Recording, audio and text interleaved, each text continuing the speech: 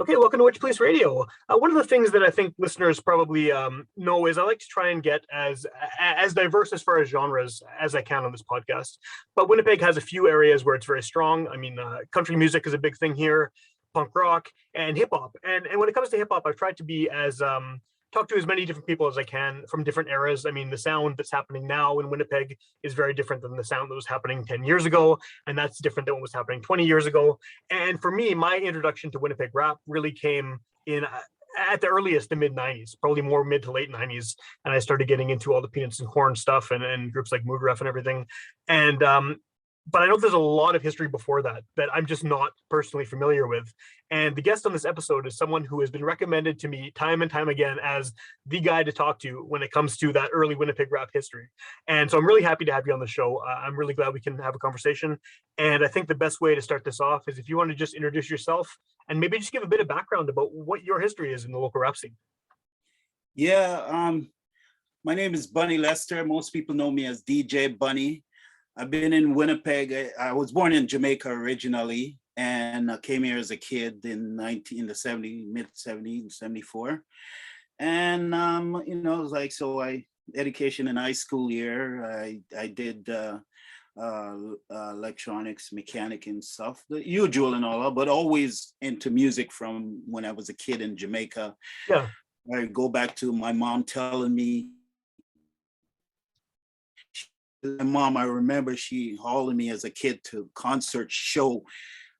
She even took me to Bob Marley and the Wailers before I even know who Bob Marley was. Yeah, and I yeah. had to ask her when I was older, and she told me, oh yeah, I used to work, because she came from an area next door to where Bob Marley and them go to school and live, and she would see them as boys in the neighborhood starting out their music and all that. So when they start getting into music, she was a fan and would take me to the concert and stuff like that. So anyway, forward to 74 when we moved to Canada, went to school, started getting into the music thing, just doing community parties, basement parties and stuff like that. And just start DJing on my own, just learn stuff from what I pick up and see what's going on around, as well as when I was a kid. I have who was sort of like an electronic genius. He built his own amplifier and sound system. He's a Rastafarian musician and DJ, and he even built a pirate radio station.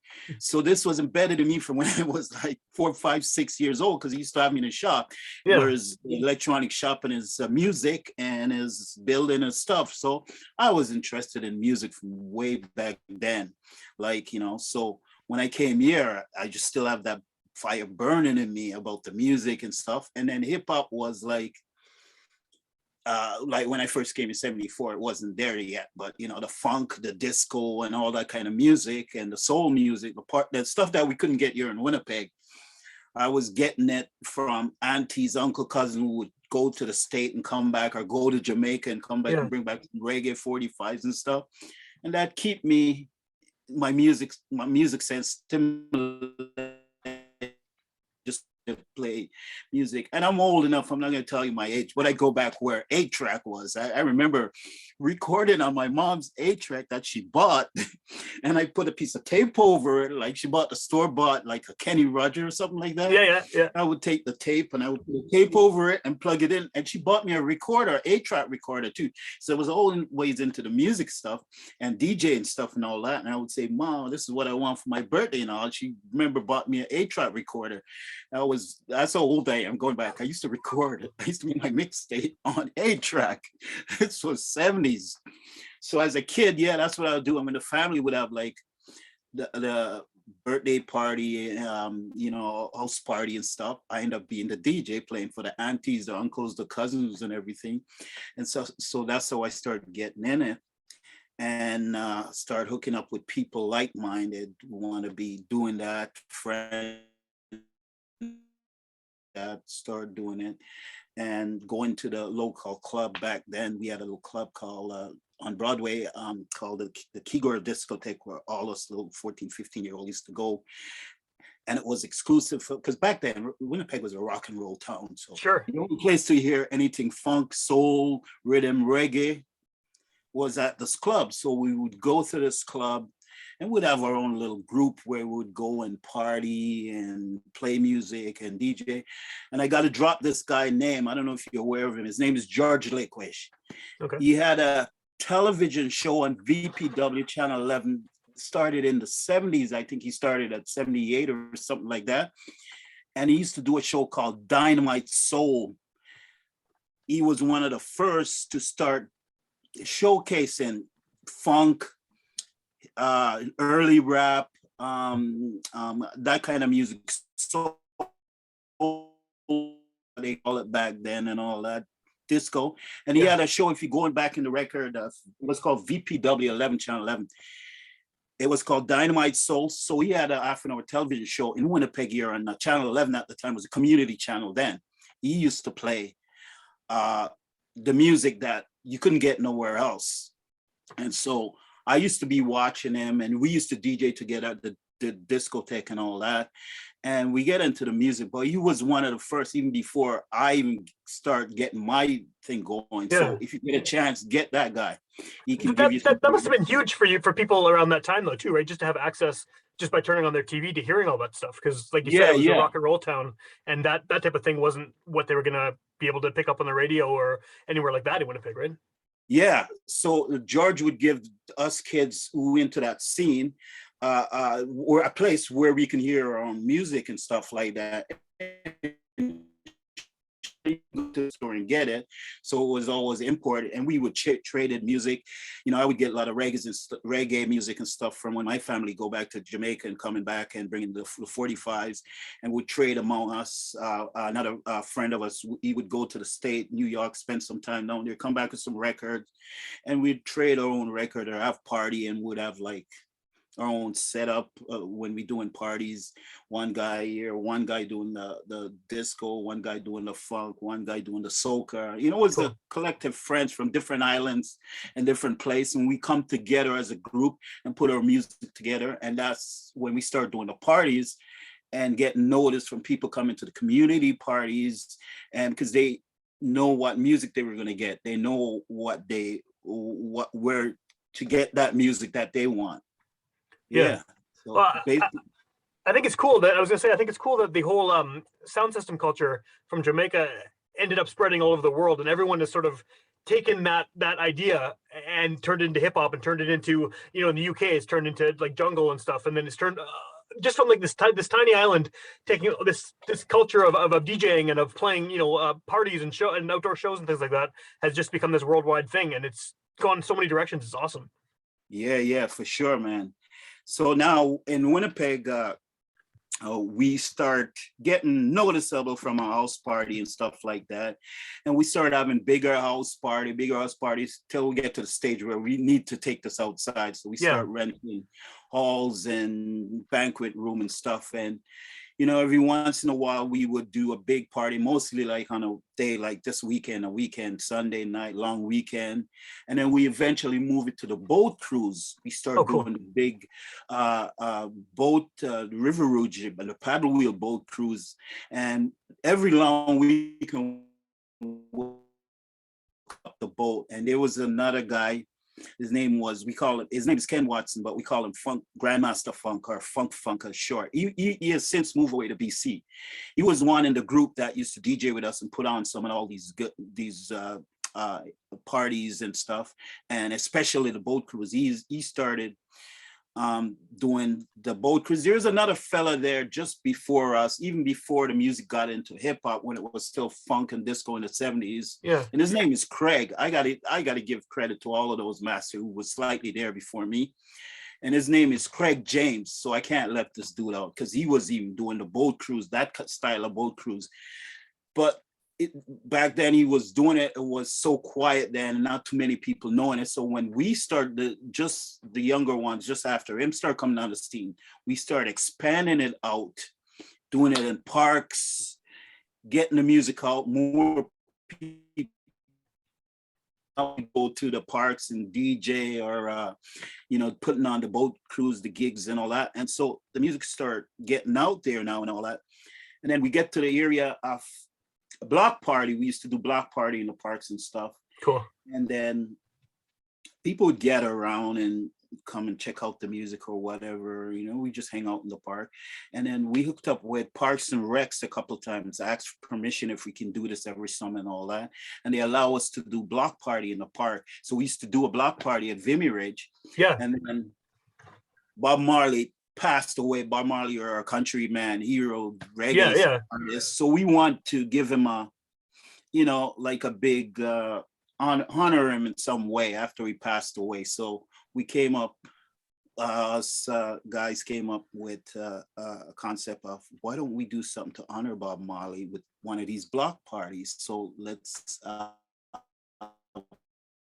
we talk it out with Parks and Rec and agree. They gave us the space and said, you guys could do it at Vimy Ridge Park. And so this was 81, 82, 80, when Bob Marley passed away. 81, we decided, how about this year we do the block party in honor of Blockorama? So we were calling the block parties then. Yeah. So we started it out that way. And that's when, before that, well, you probably know a guy named Jerry Atwell. He passed away a few years ago. I have to put his name in it because he was probably one of the first ever guy to ever do rap in Winnipeg, because he's a master musician and he was always into band. I used to go out and check his band. I had some friends in the band too, like another guy named Keith Young was a keyboard, and you probably know Breeze, Ian, right? Sure, I know he is. Yeah. He used to be in a band with Jerry and all that. He used to be in a band called, back in the late 70s or early 80s, and they would play funk and soul and R&B. And Jerry Atwell was actually the first one who started rapping when they were doing live music, live shows in the bars. Yeah. Jerry Atwell was one of the first one to try it in Winnipeg. He was doing Rapper's Delight.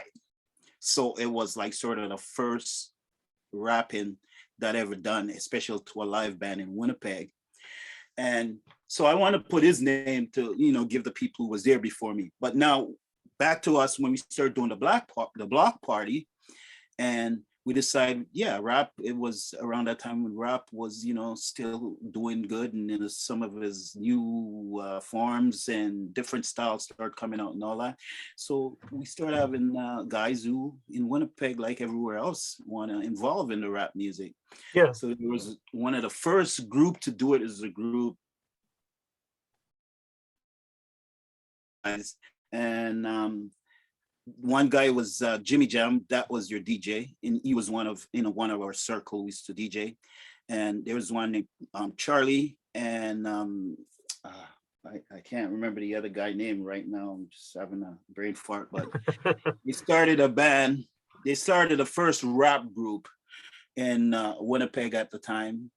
And so we involved them because the block party had developed in like a show, and like would have artists or up and coming artists from any kind of genre, would invite them to come. We put up the stage, set up the stage. And, so we have entertainers there. So we include reggae. It was basically a sort of coming into be when it started as a block party for everything, kind of a little bit of every music. But passed away, we honor Bob Marley. We kind of form it so it becomes like more of a reggae, with a little bit of hip hop, a little bit of pop, and different Caribbean music involved. But we start focusing towards reggae music. So, but we had hip hop and stuff, and we first the first block party that as I would say hip hop would be the first hip hop show was these guys at the Blockorama, the first Blockorama. Like I remember Blackorama being at the Forks. That was many years later when they moved it to the Forks. That was the first ones I went to. But I definitely have heard of like the history of it and everything like that. And it's very cool that was connected, because I mean, reggae and hip hop have obviously natural roots in common, right? So I mean, it makes sense that would be sort of the platform they would use is to get on a reggae show and perform there. Mm-hmm. Yeah. So that's basically where I would say like the first group of hip hop, since we're going into hip hop, started out in Winnipeg. So, hip hop rap music has been here from early 80s. Yeah. Group, a lot of people, I know a lot of people not really don't know us for that outside of Winnipeg. I know people in Winnipeg know that though. Yeah. It's been from early, and we have different groups over the years. I'm trying to pull up the thing because I'm just my brain is not hitting Yeah. No worries. stuff. Just pull up some stuff. Well, what do you Yeah. think is the I mean, obviously a lot of this stuff, especially as years have passed, from the early era of Winnipeg hip hop, is not all that well known, as you said, especially outside the city, right? People in Winnipeg who are really into it tend to do the research and find out about all these guys and everything. But you seem to be someone who's trying to preserve it and make keep the history going. I mean, I've seen you posted videos on YouTube of some of these old Yeah. TV performances and things like that. So what is Yeah. it?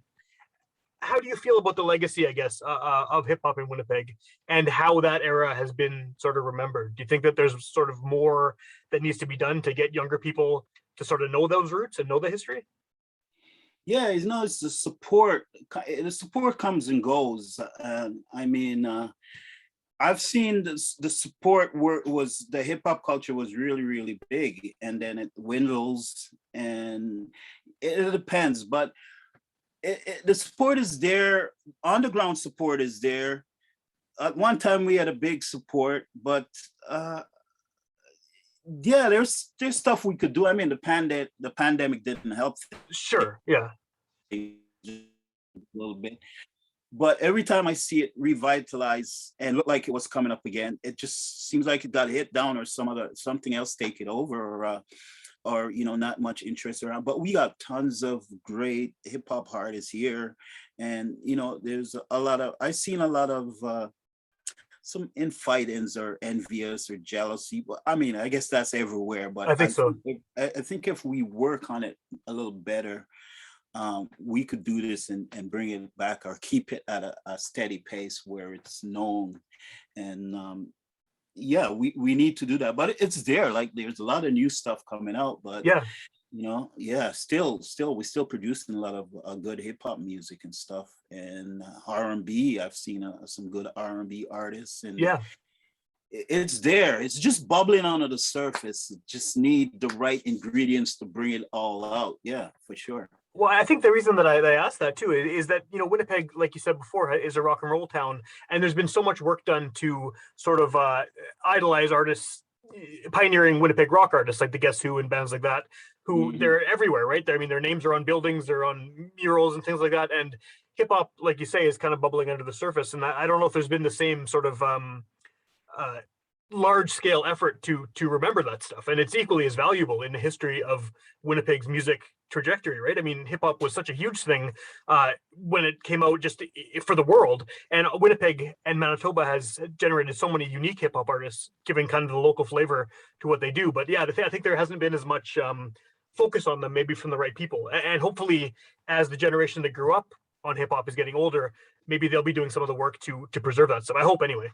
Yeah, for sure. But yeah, we have over the years we have steady hip hop's been steady.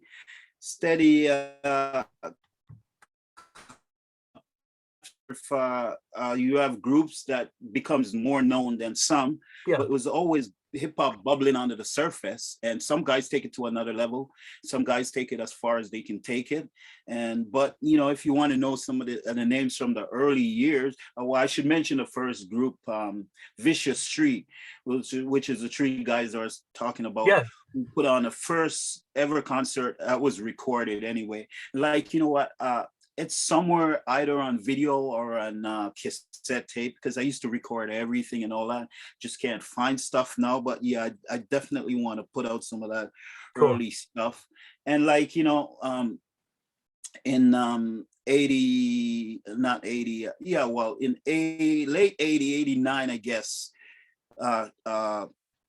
video on cable access, which is now known as Shaw Cable, Yeah. but back then, they were, want to get their program going with all different kind of cultural events and stuff, because community access For television. sure.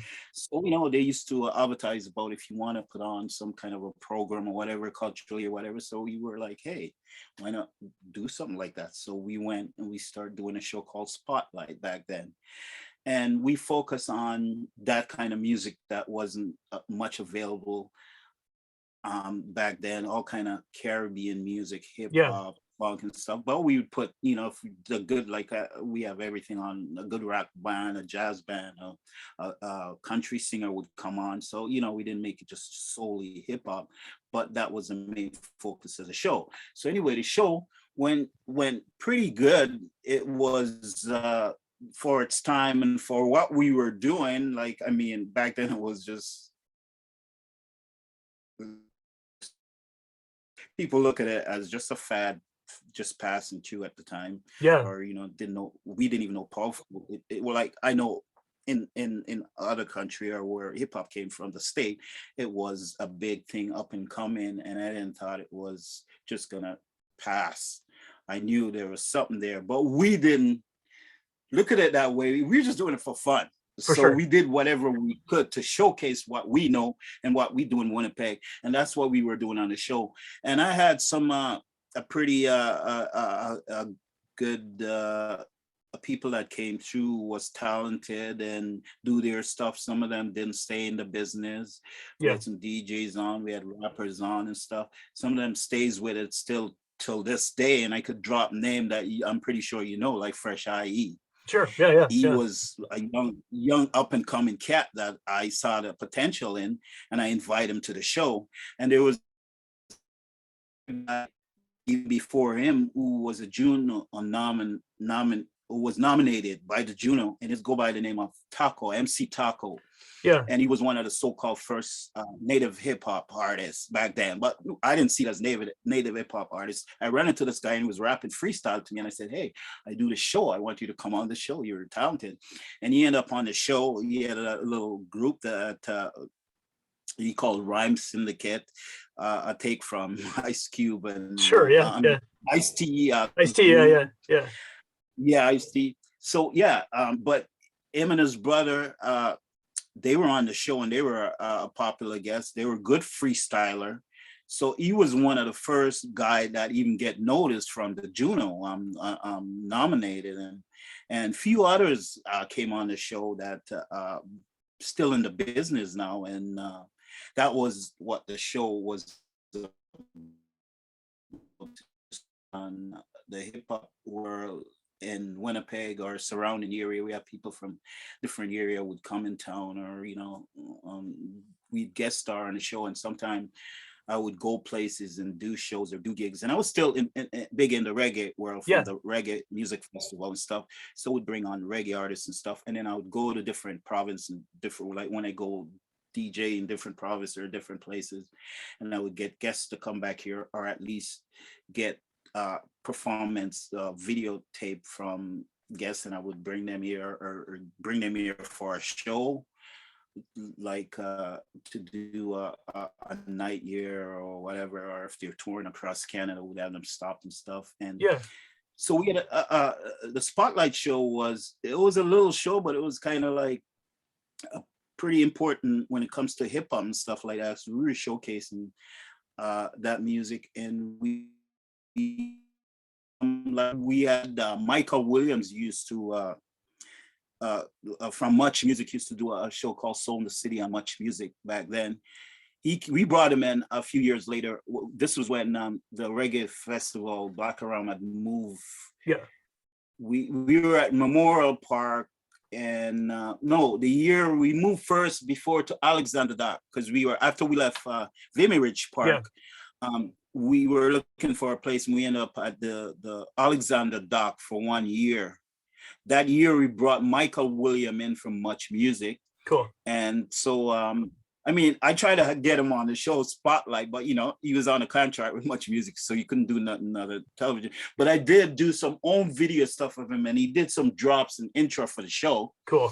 And like later on, we had Master T too, did that too. So I had the show going in the right direction, focusing it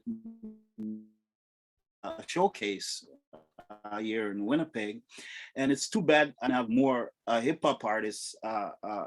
Like, you know, the thing with the city too. Back then too, there's a lot of hip hop artists and crew all over the city. Yeah. That was just in their area, because I was more in the downtown West End area, and I know the people and I would try to get them on, but there was people from Fort Richmond, Charleswood, and EK and all that doing their own thing. Yeah. And of course, the peanut and corn guys. I knew about them. I used to hang out with all those guys too, and you know, I didn't get them on the show because they were doing their own thing. We never quite get together. Well, I would have loved to get all of that. Yeah. We were like apart, but not all the way together. But I would have loved to have all of those on the show. But we did what we could to put the music out. Well, one of the things I like about that is that I think maybe the reason that hip hop has survived in Winnipeg and thrived as long as it have is because of that DIY background and everyone just kind of creating their own scene and creating their own everything about it. I mean, like just what you're describing with that show it's a very kind of punk rock way of looking at things where the scene doesn't exist, so you just make it and you get all the people who are doing it, you get them together, and together you create something. And I think that has probably continued on over the decades and kept hip hop as a going thing in Winnipeg, because it still has that kind of punk aesthetic in that it's all DIY and people are just making it up as they go along and trying to find their way. Yeah. So yeah, it was always there, and we try to bring that out, and we always have new up and coming always coming together. I remember CBC did a little clip,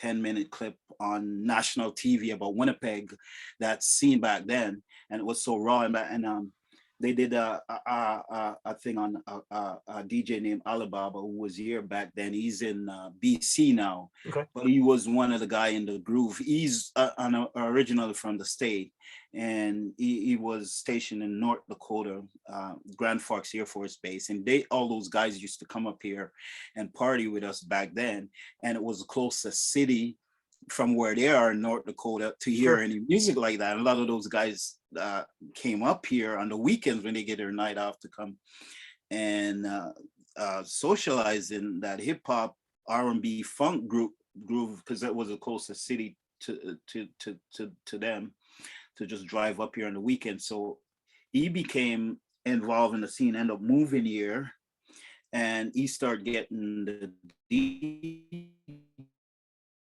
year, and he was a big part of it.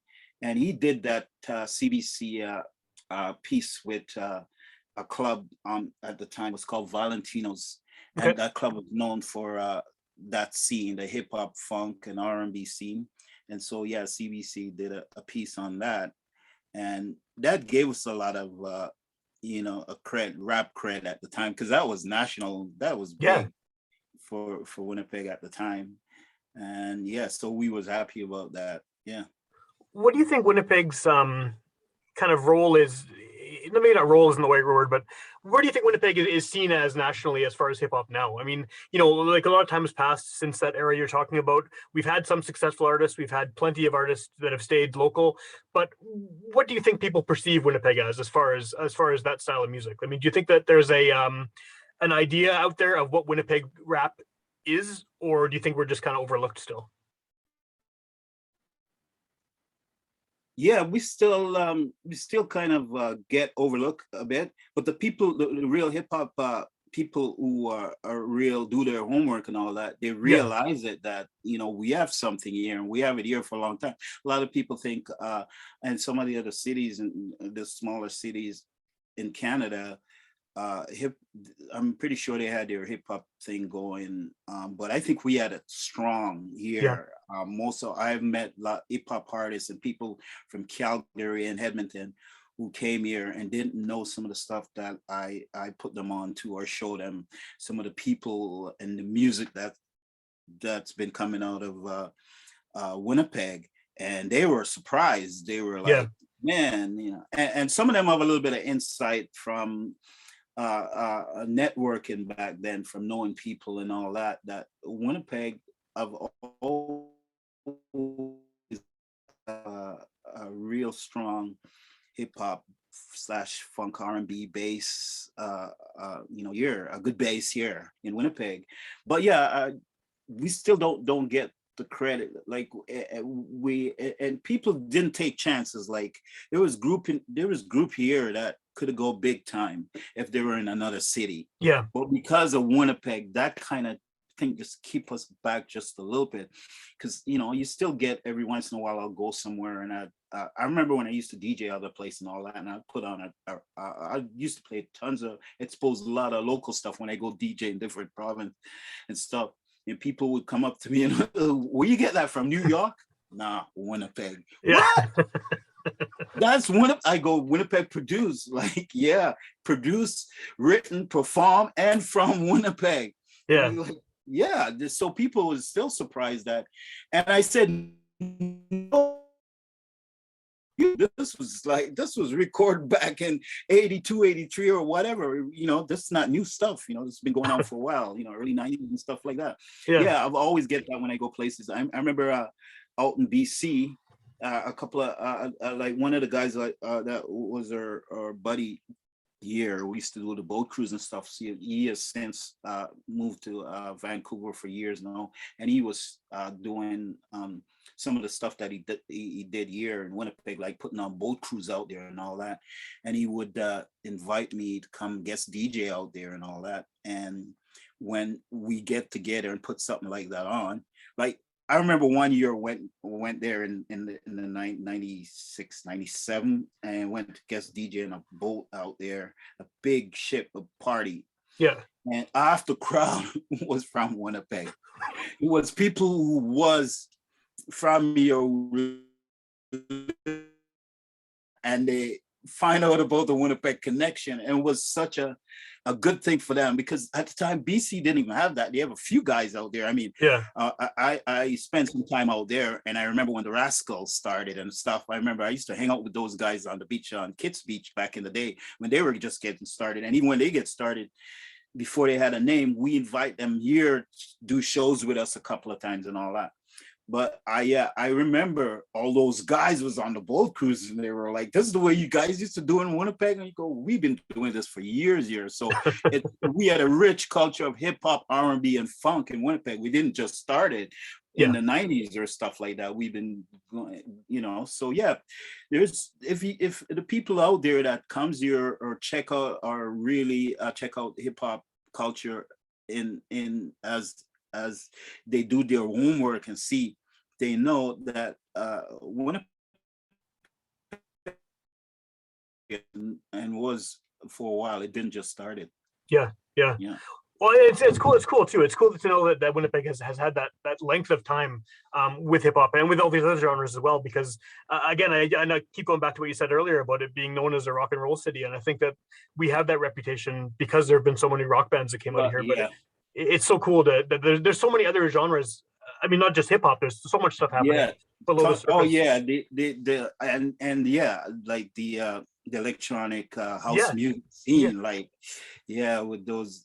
Oh yeah, it's tons of music come out of the Winnipeg here, man. And I give credits to all of the people. Like, I mean, I want to drop some names. Sure. I should mention the first rap group, the Vicious Tree. That's the group we had at the first Blackarama reggae festival, and they a decent show. They, back in the day, our rap show started with not just the rappers, but you have the dancers and the DJs and the b-boys, b-girls doing their stuff. We have all of that. Those guys was on stage doing their thing. You have b-boy and b-girls on the side of the stage doing their stuff and all that. And we have group like Hard Edge Posse. They were a group that was a pretty like they were around from 1990, because when we had the first big hip hop show come here. It wasn't the first big hip hop show, but I would give it, considering now the people from that show is big and famous now, which Okay. is DJ Jazzy Jeff and the Fresh Prince. Yeah. They were one of the big group that came here back in the 90s, and Hard Edge Posse opened up for them at the convention center. Cool. And it was a big, important hip hop show for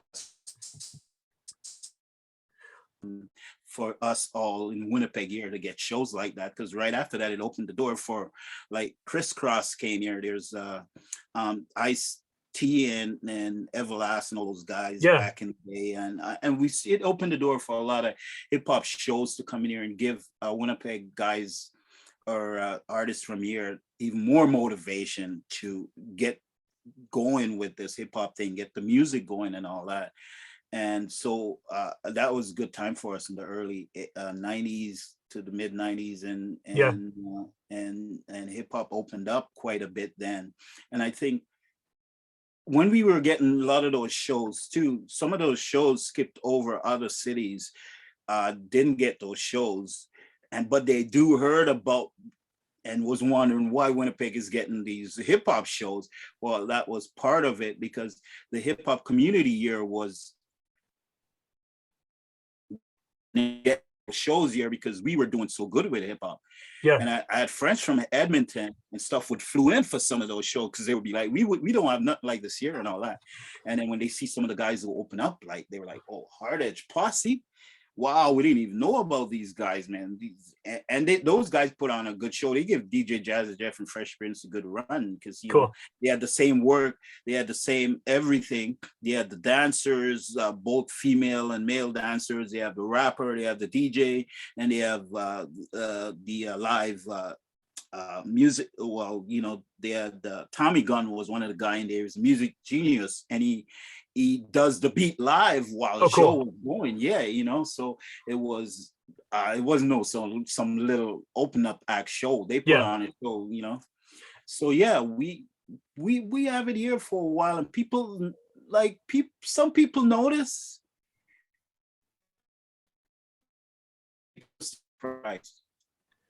Yeah, and I like, I say I want to drop some name, like another group called State of Mind. They were in the CBC piece. Okay. Some high school guys from Sisler, and they put together a group, and they put out back then it was a CD, not a CD, cassette tape. Yep. Of the old Rodney King situation back then, when Rodney King got beat up by the police in social injustice thing. Yeah. So they put out a cassette tape at that time, and it was like one of the first, I guess, sort of cassette release record. I'm not sure if anybody had put anything. Maybe might be a couple of local CD was, Peanuts and Corn guys probably had something out by then and all that. But I was one of the first groups out there. My buddy from State of Mind, DJ Escalade, he's still around. He's still dabbling in it a little bit, but you know, they take a back step for a while. Yeah. But yeah, they could have done good if he had kept up with it, but they kind of backed out a little bit. But yeah, they were one of the first ones who released something to like a local label and stuff. Yeah. Well, how much of that old stuff from that era is still around? Because I mean, I think that's maybe one of the biggest roadblocks to people getting into it, is that they can't hear it, right? Whereas the stuff later on, it's more available. Yeah, like a lot of the early stuff too. Like, I mean, I took a lot of stuff for granted. Like I didn't, take it to the next level, go to the studio or whatever. I might record a few stuff on cassette tape and have them somewhere and all that. Yeah. But we never did. At the time too, the thing that we do, we weren't looking like, oh, we're gonna make big money in this or nothing like that. It was just something we loved, and this is what we were doing. So we didn't put no business mind behind it and say, let's capitalize on it. Man, I wish I could do it over again. Man, I know what we could have if we did. But yeah, so a lot of that stuff gets skipped over because it wasn't recorded. It wasn't, I mean, I have some videotapes here. If I dig up stuff, I could find some good performance and stuff. And when I do, I try to, Yeah. put it up on Facebook or whatever. But other than that, yeah, a lot of the stuff got skipped over because it wasn't really recorded and all that. But, I did hooked up with a master musician from here named Jay Willman, and we did a song called Main Street, and we did the video for it. And it's our own local. We did it for fun. We wasn't even doing it. We tried to get it on Much Music too. Yeah. And we did send it a copy. Actually, I gave a copy to Master T in his hand. They never get to hear it though. But we were playing it a lot on our show, Spotlight Show, and there's a song called Main Street. And so we had his band was called J Style. We do little shows like the University of Winnipeg and whatever clubs that would take us and stuff like that.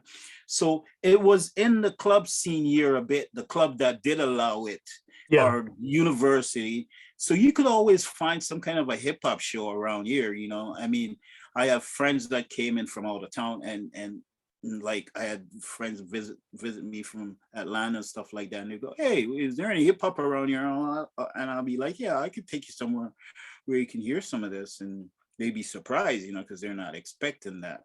Up here, But yeah, the music was always there, but it got passed over because we didn't dig deep and dig our heels in. Let's record this, let's put this in wax or whatever. But I'm glad those guys, Peanut and Corns, did it, because they wanted the master to say, hey, let's turn this into a business and let's have fun doing it. Yeah, but the earlier ones, like even MC Taco was MC Taco, aka TKO, when he recorded his CD.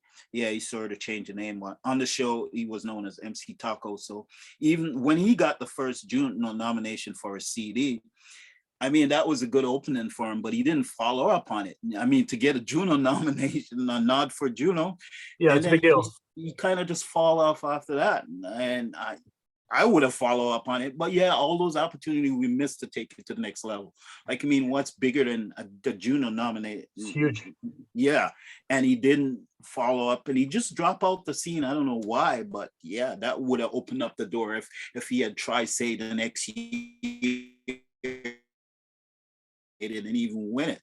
Yeah. And that's why I big up people like Fresh IE for taking it to the next level and all that too. And all the people that take it to the next level. So we have this music here. But yeah, a lot of those early stuff, man, I wish I could do over. We'd have some damn good music, some early hip hop music from Winnipeg. I bet it was great, yeah. So for that being said, though, if someone wants to research Winnipeg rap history, if someone wants to look into the kind of depth of stuff that we have here, what's the best way to do it when there's not a lot of things recorded? Like, where would you sort of point them in what direction to check out some of this early stuff that might still be floating around somewhere? Yeah, I put up as much as I can on what I can find on Facebook. But some of the veteran, even if they don't have a record or whatever, they know the story. Yeah. And I've seen you talk to a lot of the veteran who's been doing it, and they drop some names and all that because they do their research and they know, like, all those guys and Corn guys, totally respect them because they came to me and they said, I remember watching you guys on television back then, and I did find, like, one time I find a video of Farm Fresh. Yeah. And I said, why are you guys keeping this? I go, I find a video, you guys, can I post it? Man, I didn't even know about this. And they were like, go ahead. And I posted and it got lots of like. And we are reserved. We hold things back because those guys had that. And it was just priceless. When I found it, I was like, man. And you guys did just way back, and we didn't know about it. Yeah, I think we were just more reserved with our stuff. We didn't show off. We didn't say, hey, this is us and all that. But we should have that attitude. We should have said, hey, this is what we're doing and we're proud of it. And this is what we do. And we got our own style here too. We don't mimic nobody. For sure. Here. they just take it from this point. There's a group here that does song about Winnipeg, and it's always been that way, and it still is like that. I notice even the new guys now, Yeah, they rep the city real good, but we don't rep it enough outside of the city. That's the thing. yeah. Yeah. So that's the next step, I guess, right? Is getting the current crop of rap artists and rap fans and everyone to sort of find a way to push it to the next level and get it outside of Winnipeg. Because I think you're right; it's very beloved here, and people do the research and they know some of the pioneers and the veterans. But yeah, it's just that next step of breaking through Winnipeg is I guess always the hard part for anything in Winnipeg, because we're small and isolated, and people forget about us when it comes to big cities in Canada like Toronto or Vancouver, right? Yeah, for sure. Yeah, and there's some people around us trying to get it out. There's a couple of people contact. You're doing this too, like, you help getting it out and stuff like that. I've seen a few of your stuff, and you do such a good job on this. Well, thanks. And I'm glad somebody. I've always wanted to do it, but I could never find the time, and I got so much things to go through to do it. I'd have to get together with people like you, or who put together a history of timeline and stuff like that. There's another dude, what's his name, Webb, what's his name, is doing He's doing the book, right? Huh? The guy doing the book? Yeah, Yeah.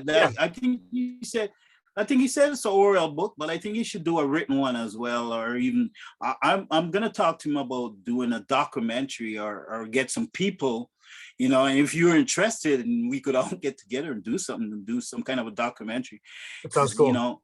Well, there's stuff around, like all the groups and all, some of the guys back in the days, they have little bits and pieces of this, whether it's a CD or a cassette or a couple of pictures and stuff. We can put together a good documentary of the early stuff, of the Winnipeg stuff, Manitoba stuff, and get it out there too. And we need to do that, man. We need to do that, definitely. Yeah. So it's just a matter of collecting it and having the time and the patience to sort through all that and for sure get the word out there. And I'm glad you are bringing it out, because it definitely needs to bring out, man. It's an important part of the music scene here in Winnipeg. Yeah. Definitely. Well, I'm glad there's guys like you too who were there at the beginning and who have these stories and have the names of the artists and the names of the songs, even if they weren't recorded. You remember them, and you remember, you have some footage and some photos and things like that, and that really helps fill in the gaps, I think, because I'm almost 40, so I missed that era. I was too young, or I wasn't even born yet for part of that. But the fact that there's guys like you out there who have that knowledge, it's important. Yeah, definitely. And I want to get it out, and it's slowly getting out, thanks to some of the social media. I put up stuff. It's just, I got tons of stuff that I still need to go through. I just can't find the time, because, doing so much. But when I can, and when I find something, I put it out. But yeah, there's and some of those people are still around dabbling in it. They're either in the scene, the back scene, in the back, or they're mentoring somebody new or whatever. Yeah. But it's still going on strong. Big up to Fresh IU, who's been there and still doing it, still grinding away. And I saw you interview Bazooka the other day. Yeah. People like that still. I'm glad he's still. Some of the guys that fade away, but they're coming back to it and all that.